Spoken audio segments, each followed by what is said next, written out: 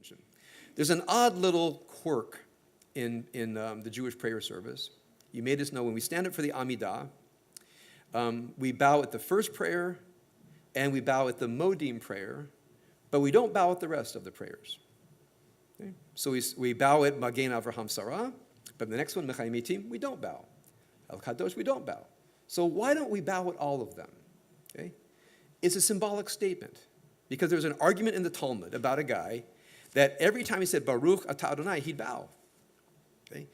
And then so when he ate a piece of bread, he'd bow. When he ate an apple, he'd bow. Everything he did, said Baruch, he would bow. And I think the Talmud said this guy would actually prostrate himself.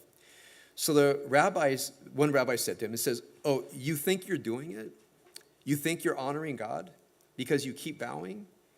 He said, you've confused, this is my interpretation, symbolic human action with real human action. We have no idea how to truly symbolize our reverence for the divine. He said, bowing's a good way, but this man had become obsessive, as if the more you do it, the better.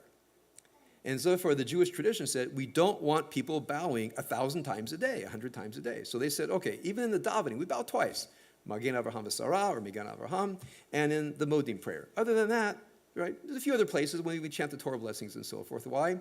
They're reminding us, don't assume that the things you do name God. We have an inherent desire to name it and describe it and worship it and do ceremonial things that capture it. But the rabbis were saying, watch out, because you will begin to believe in your own devotions. There's a second thing where, as one rabbi was trying to describe God, he'd go over and over and over these long descriptions. You find this in the liturgy, and the rabbi stopped him and said, you're trying to turn silver into gold. No matter how many words you say, they're not going to describe God. So stop. So how much should we say? He says, well, it says Ha'el, Hagadol, Hagibor, V'Hanorah. The God who is great, Gadol, powerful, and awesome. Leave it at that. So there's a minimalist tradition in the Talmud that's telling us, don't think that talking a lot or a lot of ceremonies names God, because ultimately what we're talking about is something that is ineffable, unexpressible.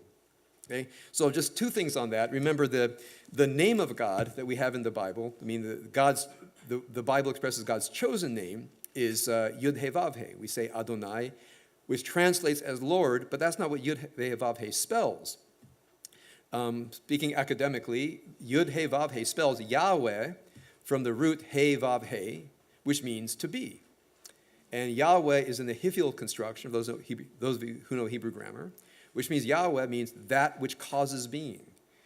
Now, this is stunning to me, that the inner name of God is that which causes being.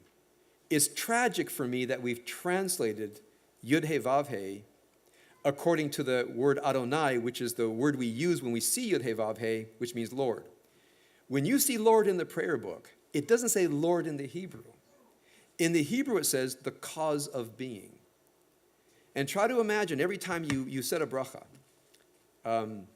you're lighting candles, and you would say, you are the source of blessing, the cause of being, who sanctifies with us with commandments and is commanded to light Shabbos lights. And you actually were able to sink in, you are the source of blessing, the cause of being, as opposed to Lord our God. I think it would fundamentally shift us into a much more interior space where the soul actually can grasp something like the cause of being is a source of blessing. Sing shalom, sing shalom, sing shalom tova uveracha. Sing shalom, sing shalom, sing shalom tova uveracha. Ay ay ay ay ay ay ay. Ay ay ay ay ay ay ay. Ay ay ay ay ay ay ay ay. Ay ay ay ay ay. Sing shalom,